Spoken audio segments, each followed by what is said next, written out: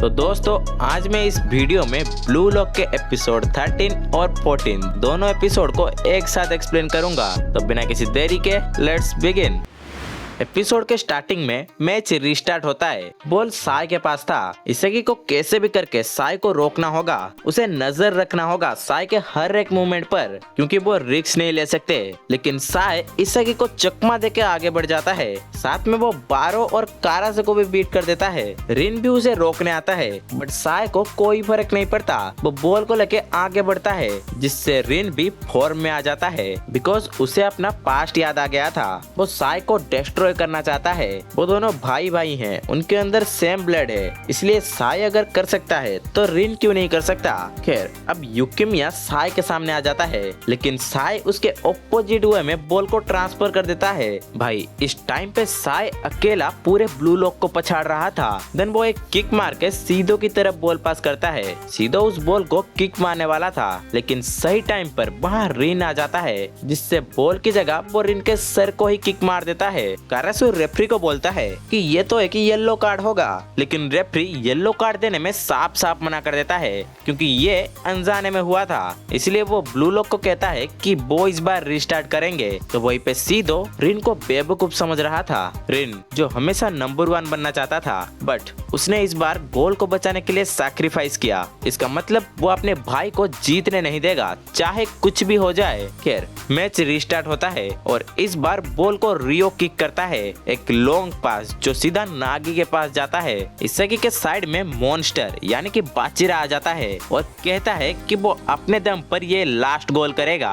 नागी इसगी को पास देता है। ब्लू लॉक के 5 मेंबर एक लाइनअप में थे और ऑपोजिट में अंडर 20 3 आगे और 2 पीछे थे। ये ब्लू लॉक का न्यू फॉर्मेशन है, new attack style. First midfielder को वो आराम से चकमा दे देते हैं, क्योंकि बाचिरा की वजह से उसे बीट करना आसान हो गया था। लेकिन तभी वहाँ पे ब्लू लॉक का किंग आ जाता है। जी हाँ, बारो। पता नहीं भाई बारो को क्या ही चुले, पर कोई ना। 2 गधों की लड़ाई में बाचिरा को बॉल मिल जाता है। वो अपने मॉन्स्टर रूप में आके बॉल को लेके सीधा भागता है। उसके सामने नेहरू आ जाता है, लेकिन वो अपना फास्ट मूवमेंट दिखा के उसके सर के ऊपर से बॉल उछाल देता है। तभी एक दूसरा प्लेयर भी उसे रोकने आया था, बट वो उसे भी बीट कर देता है। देन उसके सामने ओलिवर आ जाता है और वो पीछे से भी घिरा हुआ था, लेकिन वो ड्रिबलिंग करके ओलिवर को बीट करता है और बॉल को जंप करके किक मारता है। बॉल गोल बॉक्स में जाने वाला था, लेकिन इस बार सेंदो बॉल को डिफेंड करके उसने अपना इज्जत बचा लिया, जिससे बॉल सीधा ओलिवर के पास आता है।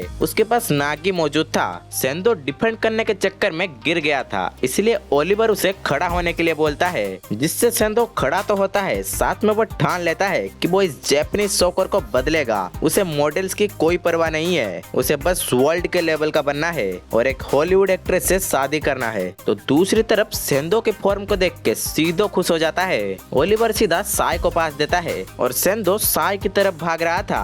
अब साई को रोकने के लिए उसके सामने कारासु और युकिमिया आ जाते हैं। उन दोनों को मिलकर साई को रोकना होगा कैसे भी करके, वरना मैच पलट जाएगा। इन दोनों को लगता है साई सीधो की तरफ पास देगा, लेकिन साई अपना दिमाग दौड़ाता है और पास देता है इन दोनों की तरफ, आई मीन तेरू और केंटो की तरफ। केंटो के सामने भी ब्लू लॉक के 2 प्लेयर मौजूद थे, जो कि हैं हियोरी और जुबे। इसलिए केंटो तेरू की तरफ पास दे देता है। देन तेरू एक किक मारता है, लेकिन रियो उसे अपने सर से टैकल कर देता है, पर फिर भी बॉल चला जाता है सेंदो के पास और वो भी एक किक मारता है, जिसे रोकने के लिए नागी और कारासु दोनों ही आ जाते हैं, जिससे बॉल तो रुक जाता है, साथ में उन दोनों का सर आपस में भी टकरा जाता है। देन बॉल साई के पास था। जब गागामारू ये देखता है तो उसकी फट जाती है। अब इसगी साई को रोकने आता है, लेकिन साई बहुत चालाकी से अपने राइट की तरफ बॉल को स्लाइड कर देता है। इसगी तो समझ नहीं पाता कि उसके साथ क्या हो गया। खैर बॉल को ओलिवर रिसीव करता है और सभी ब्लू लॉक के प्लेयर्स को बोलता है, बुरा मत मानना ब्लू लॉक, मैं भी एक स्ट्राइकर हूँ। वो इस टाइम पे फ्रंट लाइन में मौजूद था। तुम्हारा खेल खत्म ब्लू लॉक। और एक जबरदस्त किक मारता है, पर भाइयों एन वक्त पर रिन वहां आता है और उस बॉल को टैकल कर देता है, जिससे बॉल एकदम हवा में था। ये देख के बुरा तात्सुदा तो एकदम गुस्से में है, लेकिन फैंस एंजॉय कर रहे हैं बिकॉज ये एक बेस्ट काउंटर अटैक था। यहाँ तक कि कमेंटेटर के पास तो कोई वर्ड ही नहीं है। खैर अब बस 5 मिनट बचे थे, अगर अंडर 20 ने स्कोर कर दिया तो काम खत्म, खेल खत्म। रिन अकेला ही है जो अपने भाई को रोक सकता है और उसे ये अकेला ही करना होगा। वो ठान लेता है कि आज वो साय को सरपास करके ही रहेगा। खैर गेम रिस्टार्ट होता है और इतोशी साय एक जबरदस्त किक मारता है, जिससे बॉल आता है ओलिवर के पास। ओलिवर के बाजू में रिन मौजूद था, लेकिन वो बॉल नीचे गिर जाता है, जिसे देख सीधो खुश हो जाता है। वो उसको किक करने वाला था, तभी इसागी उसके साइड में आ जाता है और वो बॉल को उछाल देता है। बॉल को रिसीव करने अंडर 20 के प्लेयर्स भागते हैं, लेकिन हियोरी इनको चीरते हुए बॉल को रिसीव करता है। अगर ब्लू लॉक ने ये स्कोर किया तो वो जीत जाएंगे। अब इसागी हियोरी की तरफ भागता है, तो वहीं पे दूसरी तरफ हम देखते हैं रिन को, जो सोच रहा था ये लोग उसके रास्ते में आ रहे हैं। वो बस अकेला लड़ना चाहता था, तभी उसे अपने दोस्तों के साथ खेले हर पल याद आते हैं, जिससे उसे उल्टी आने लगता है और वो फाइनली पहुंच जाता है फ्लो स्टेज में। अब बस 2 मिनट बचे थे। This is the final counter attack. रिन जाके हियोरी से बॉल छीन लेता है और आगे की तरफ भागता है। वो सबको मात देना चाहता था। इसागी उसके साइड में जाता है, लेकिन रिन उसे फुल इग्नोर कर रहा था। रिन के सामने अंडर 20 का नेहरू आता है। उसका वेपन था स्पीड, लेकिन रिन अभी फ्लो स्टेज में था। वो उसे इजीली बीट करता है, जिससे नेहरू एकदम टूट गया। इसागी सोचता है ये बोरिंग नहीं है जिसे मैं जानता था, दिस इज क्रेजी। देन भाई दाराई उसे रोकने आता है, लेकिन वो दाराई के मूव को पहले ही पढ़ लिया था, इसलिए वो इसागी को पास देता है। इसागी रिन को रिटर्न पास देता है और वो दोनों मिलके दाराई को एकदम कुचल के आगे बढ़ते हैं। देन काजुमा आता है और वो भी पहला जाता है। ईगो रिन के ये फॉर्म को देख के समझ चुका है कि रिन अभी फ्लो स्टेज में है, और वैसे भी रिन के इस फॉर्म को इसागी ने पहले कभी नहीं देखा था। रिन के सामने अभी जो भी आएगा वो उसे कुचल देगा। वो इस गोल के बाद रीबॉर्न होगा। वो बस गोल बॉक्स से 28 मीटर दूर है। अगर उसने आइको को बीट किया तो गेम खत्म, और रिन उसकी तरफ आगे बढ़ रहा था, जिसे देख के ओलिवर अपना अंदर के डेटा को अपडेट करने लगता है। बट अचानक वो अनप्रेडिक्टेबल हो जाता है, जिससे उनके पास जीतने के परसेंटेज 0 थे। यहाँ तक कि वो खुद अभी रिन को बीट नहीं कर सकता। तभी अचानक वहाँ पे सीधो आ जाता है, जिससे उनके पास 50% विनिंग चांसेस हो जाते हैं। देन वो दोनों मिलके उसके ऊपर डबल प्रेशर देने वाले थे, लेकिन रिन को यहाँ कोई फर्क नहीं पड़ रहा था। वो सबको बस डिस्ट्रॉय कर देगा और वो एक किक मारता है, बट अनफॉर्चुनेटली वो पिलर में लग के उछल जाता है। रिन के लिए बुरा लग रहा है भाई। खैर रिन खुद भी ये देख के शौक है। देन बॉल को रिसीव करता है साय। ऑडियंस तो अभी से ही चिल्लाने लग गए, मतलब देख रहे हो ना क्या क्रेज है उस बंदे का। ऑब्वियसली यार क्यों नहीं होगा, वो अभी टॉप पे है। चारों तरफ बस जापान जापान गूंज रहा था, और हम देखते हैं कि इन्हें एडिशनल टाइम मिल जाता है 1 मिनट का। 1 मिनट का एडिशनल टाइम, और बॉल साय के पास है। सीधो एकदम भाग के जाता है, तो वहीं पे दूसरी तरफ साय को रोकने इसागी आता है, बट साय उसे इजीली बीट करके निकल जाता है। देन साय को रोकने बारो भाग के आता है और वो भी फेल हो जाता है। यहाँ तक कि नागी भी कुछ नहीं कर पाता। साय सीधा भाग के आ रहा था। ये मैच का एकदम इंटेंस सिचुएशन है, किसका पलड़ा भारी होगा कुछ कह नहीं सकते। तभी उसके सामने रिन आ जाता है। वो अपने भाई को क्रश करना चाहता था, डिस्ट्रॉय करना चाहता था, तो साय उसे टोंट मार के बोलता है तू वो आसान गोल नहीं कर पाया, और इसमें तेरे लिमिट का पता चल गया चूजे। रिन उसे कहता है चुप कर, बड़े भाई के नाम पे कलंक है तू, तुझे क्या लगता है तू क्या है। तो साय कहता है अगर तू घर पे रहकर अच्छे लड़के की तरह बिहेव करता तो तेरी हार आसान हो सकती थी, मैं तुझे आसानी से हराता, बट तूने अपना नाक वहाँ घुसाया जहाँ उसकी जरूरत नहीं थी। अब तो तुझे पता भी चल गया होगा कि तू दुनिया का बेस्ट नहीं बन सकता, मेरे बिना तो सॉकर तक नहीं खेल सकता। सुन, कभी सॉकर खेलने के लिए लिए मुझे बहाने के रूप में यूज मत कर। देन रिन के आसपास हम बहुत सारे एपोसल्स को देखते हैं जो कि इमेजिनेशन में है ऑब्वियसली, बट रिन उन सबको डिस्ट्रॉय करता है।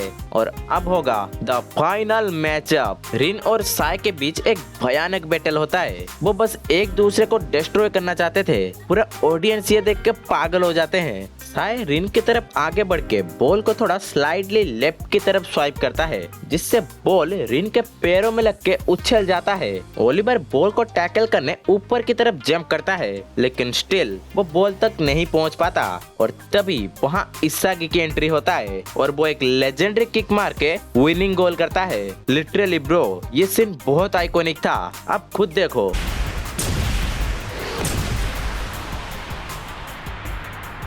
वैसे एंजॉय करने से पहले मैं बता दूं, मुझे रिन के लिए बहुत दुख हो रहा है। उस बंदे ने इतना स्ट्रगल किया, बल्कि ये मैच उसका था, पर एन वक्त पर इसागी ने सब कुछ छीन लिया और कुछ कह भी नहीं सकते, बिकॉज इसागी अगर ये गोल नहीं करता तो ये गोल भी नहीं हो पाता। खैर, इसागी अपना सेलिब्रेशन करता है, वो भी अपने दोनों हाथों को फैलाकर। साथ में ऑडियंस का खुशी अलग ही लेवल पर है। आप एक बार ईगो को देखो, क्या लगता है? मजा आया ना? इसी के साथ ब्लू लॉक की जीत होती है। सारे प्लेयर्स तो इसागी के ऊपर खुशी से टूट पड़ते हैं। दूसरी तरफ इनके पेरेंट्स की खुशी, क्या कहूँ मैं। खैर, अंडर 20 के प्लेयर्स एकदम थक चुके थे। सीधो जाके साय से कहता है, तुमने फ्रंट लाइन में पास क्यों नहीं दिया? अगर तुमने ऐसा किया होता तो कम से कम हमने कोई गोल तो नहीं छोड़ा होता। साय कहता है, केवल 1 मिनट का समय बचा था, इसलिए बॉल को पास करने का समय खत्म हो गया। तुम गोल पॉइंट के पास पहुंचते उससे पहले ही वो वहां पहुंच गया। दूसरी तरफ हम देखते हैं ओलिवर को, जो कि आके इसागी की तारीफ करता है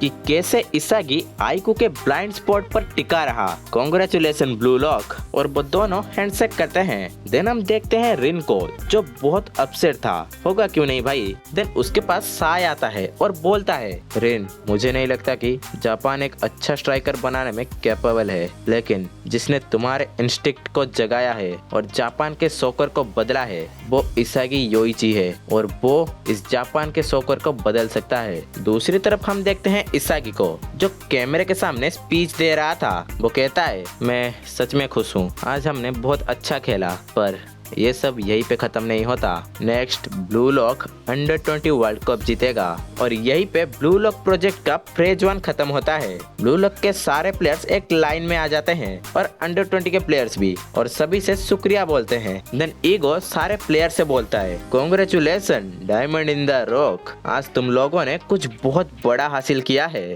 बट ये फुटबॉल करियर का पीक नहीं है। ये जीत लड़ाई का अंत नहीं है, ये ब्लू लॉक का शुरुआत है। मैं तुम लोगों के बीच से दुनिया का बेस्ट स्ट्राइकर तैयार करूंगा और ये ड्रीम मेरा नहीं बदलेगा। एक ऐसा हीरो को तैयार करना जो जापान को वर्ल्ड कप जिता सके। अपने आप को तैयार करो। और ये कहने के बाद वो वहाँ से चला जाता है। आनोरी ने आज रात के दावत पे बुलाती है, क्योंकि आज इन्होंने बहुत बड़ा काम जो किया है। सारे प्लेयर्स सेलिब्रेट कर रहे थे, बस रिन को छोड़कर। इसागी रिन के पास जाता है तो रिन कहता है, मर जाओ इसागी, तुम्हें इसके लिए भुगतान करना होगा अभी और इसी मूवमेंट से। तुम मेरे सबसे बड़े राइवल हो, ये भूलना मत। मैं तुम्हें मार दूंगा चाहे कुछ भी हो। तो इसागी कहता है, ठीक है, आगे बढ़ो और अपना बेस्ट दो। खैर, हम देखते हैं ईगो को, जो बहुत सारे लोगों के सामने ब्लू लॉक के प्रोजेक्ट को शो कर रहा था और सारे लोग ईगो के बात में एग्री कर रहे थे।